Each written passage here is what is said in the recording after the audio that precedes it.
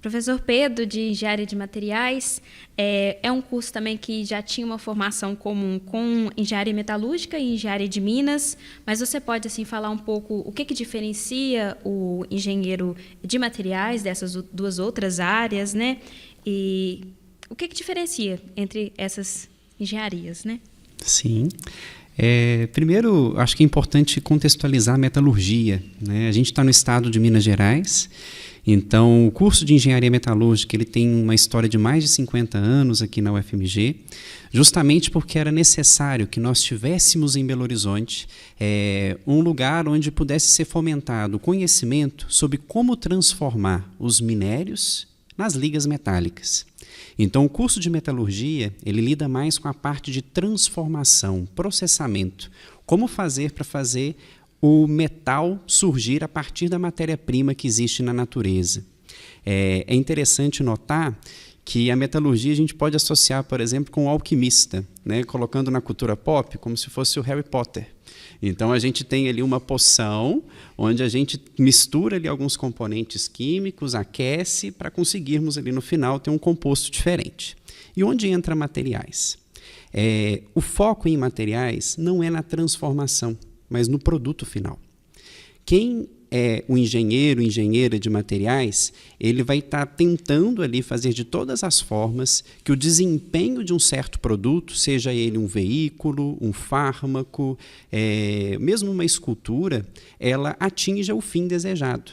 Mas para que ele consiga fazê-lo, é necessário que ele tenha um olhar microscópico, que ele entenda da estrutura, de onde veio, como é constituído aquele produto. Então, pensando mais uma vez na cultura pop, é como se o engenheiro de materiais ele tivesse o poder lá do Homem-Formiga. Então, ele tem que conseguir ir em diferentes escalas, seja uma escala micro, nano, macro, mas para entender como que essa estrutura, nesse nível diferente, vai se relacionar com a propriedade final.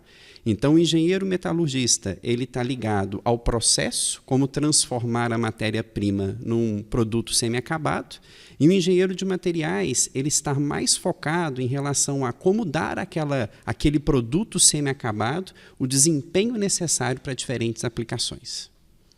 Professor, e como é que funciona esse tronco comum na engenharia de materiais, né? Os alunos entram, tem um ciclo básico, como que funciona? Nesse contexto, né, na necessidade de entender esses níveis diferentes da matéria, nós temos 4 períodos iniciais, onde os alunos da engenharia metalúrgica e de materiais, eles fazem junto, né, o curso, por isso o tronco comum.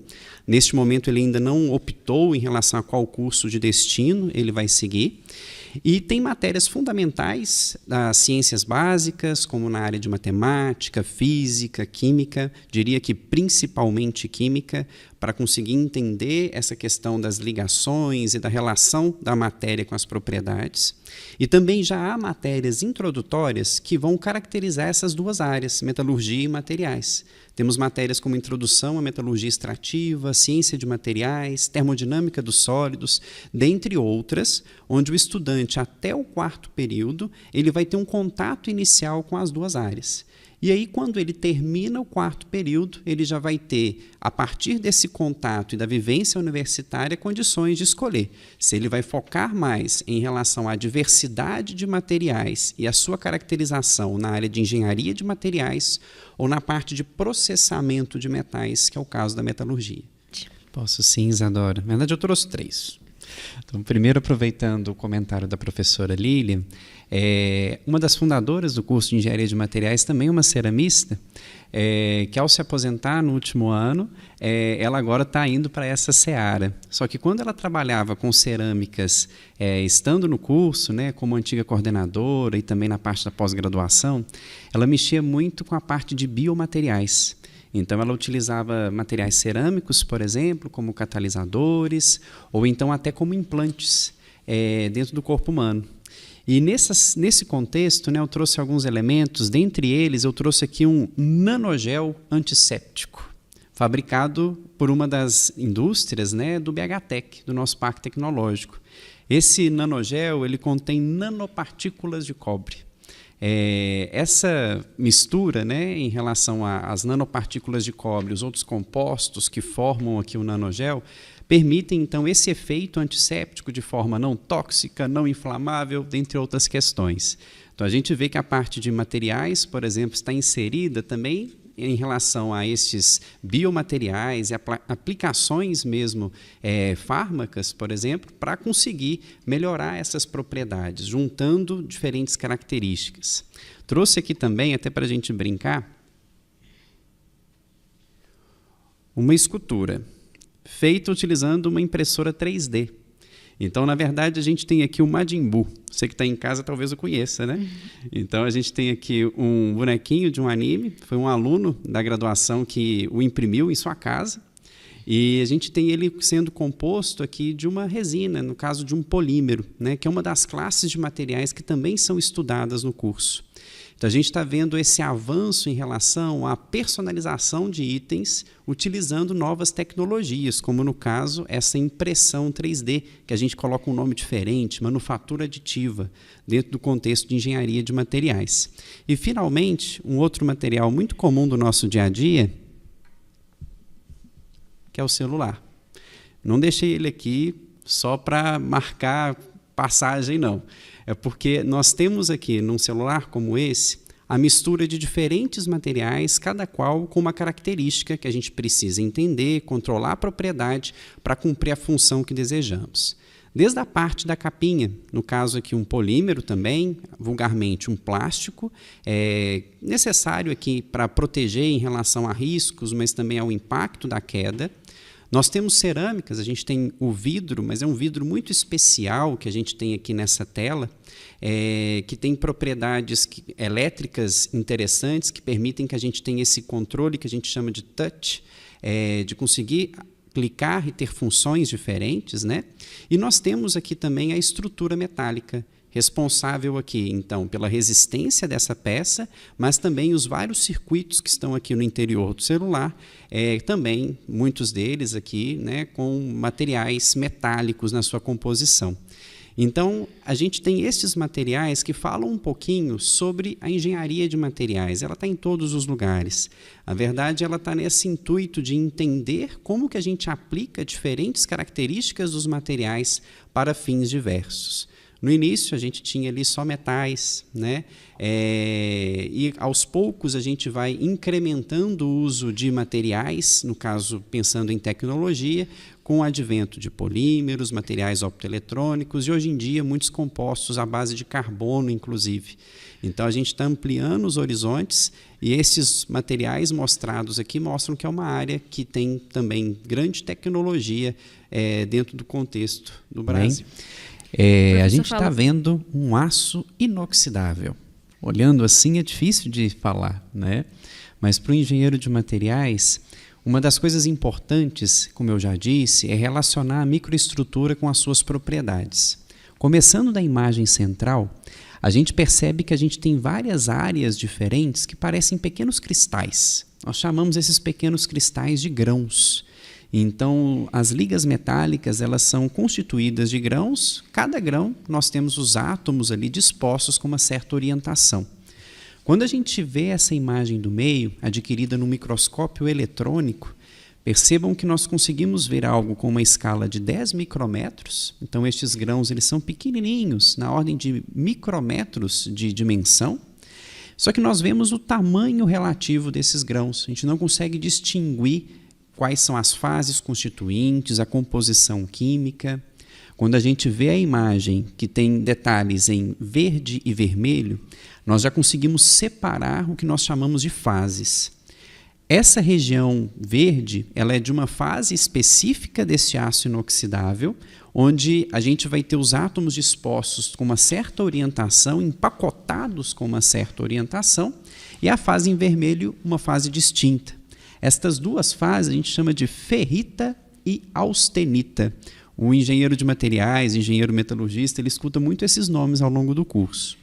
Mas para a gente entender ainda mais a relação dessa microestrutura com as propriedades, é necessário que a gente saiba como cada grão tem a sua estrutura disposta no espaço. Porque a gente sabe que, dependendo de como este cristal está orientado, ele vai ser mais ou menos resistente, ele vai ter propriedades diferentes. Então, a imagem que a gente tem ao final, que tem detalhes vermelhos, verdes, azuis, em diferentes graus de cor, né? Nós percebemos que cada corzinha dessa representa uma orientação desse cristal. Então, eu cito isso para mostrar que a gente tem uma variedade de informações em relação à microestrutura, e o curso ele também se dedica a entender essa relação entre microestrutura e propriedade. Esta imagem, em especial, ela foi adquirida num microscópio eletrônico de varredura do nosso departamento, Departamento de Engenharia Metalúrgica e de Materiais, onde nós temos ali o professor Dagoberto Brandão, que é especialista nessa área de aços inox, e quem adquiriu essa imagem é a nossa técnica querida Patrícia. Primeiro que o senhor, professor Wagner, comentou sobre a questão do aprendizado de máquina, né? Então, onde, por exemplo, o engenheiro de materiais teria uma interface com isso, pensando no que o aluno que está no ensino médio teria de ter de base, né, de fundamento. Minha área de atuação é na parte de processamento mecânico. Eu até sou engenheiro mecânico de formação, não engenheiro metalurgista ou de materiais. Então, eu trabalho na área de laminação, onde nós utilizamos ali dados do processo para entender indiretamente como o material está se transformando. O meu foco é em relação a essa estrutura que eu havia apresentado, como ela é disposta para a gente conseguir ter o material com as propriedades desejadas. Em termos de aprendizado de máquina, esses dados que são adquiridos de temperatura, força, torque, eles são transformados ali hoje em dia nas grandes indústrias siderúrgicas em conhecimento acerca do que a gente chama de janela de processamento daquele material. Então, para definir quais temperaturas, quais reduções de espessura vão dar as melhores propriedades no final, a gente também utiliza esses dados neste intuito.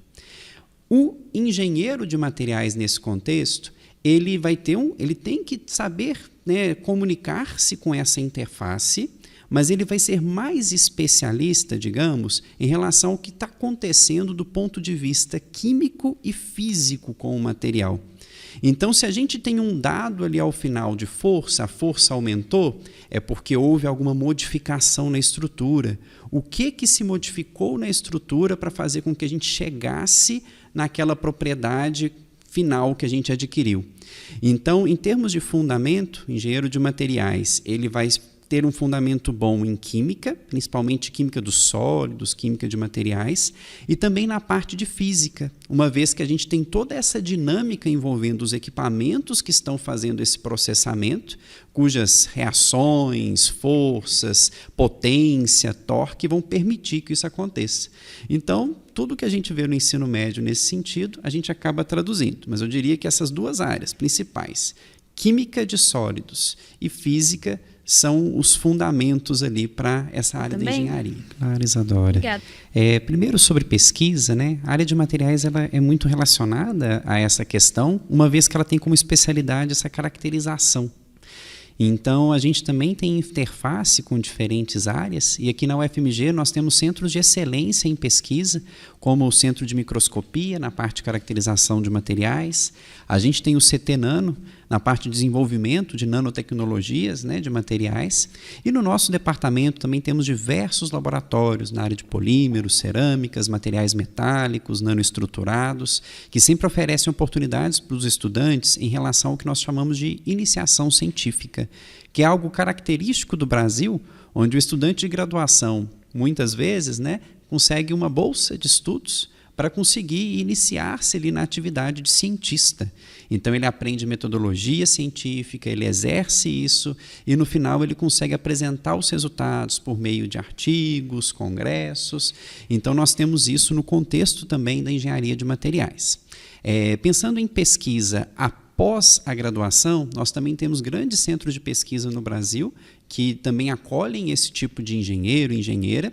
Recentemente eu pude visitar o centro de pesquisa da Uzi Minas, em Ipatinga, e eles têm vários equipamentos super sofisticados também de caracterização e processamento de materiais, onde eles desenvolvem novos produtos ali na indústria metal-mecânica e temos engenheiros de materiais trabalhando por lá. Em termos do mercado de trabalho, o mercado de engenharia de materiais ele também é bem diverso. A gente tem um mercado tanto nas grandes indústrias, como indústrias siderúrgicas, já citei uma delas, mas temos, por exemplo, a Sominas, Valorec e tantas outras no estado de Minas Gerais e no Brasil. Nós temos também um mercado, por exemplo, em cerâmicas, em indústrias de refratários. A gente tem aqui pertinho a RHI Magnesita, onde eles fazem os compostos que vão revestir o alto forno, que é o grande reator responsável ali pela transformação do minério no que a gente chama de ferro-gusa. Então, há engenheiros de materiais trabalhando na Magnesita em relação à ciência e síntese desses refratários. E nós temos também, ao longo de todo o Brasil, também várias indústrias dedicadas a materiais poliméricos, sejam estes borrachas, plásticos, entre outros, onde esse engenheiro e engenheira trabalha. Lembrando também, mais uma vez, que o foco lá de materiais é o produto. Então, por exemplo, indústrias automobilísticas, indústrias como a Embraer, né, na fabricação de aeronaves, nós temos engenheiros materiais responsáveis por certificar aqueles materiais utilizados na composição destes veículos, mas também de pensar soluções, aprimoramentos para que estes veículos sejam mais resistentes, mais leves, economizem combustível e assim a gente tenha menos poluentes, né, na atmosfera. Então, seria uma variedade ampla em relação às possibilidades de trabalho.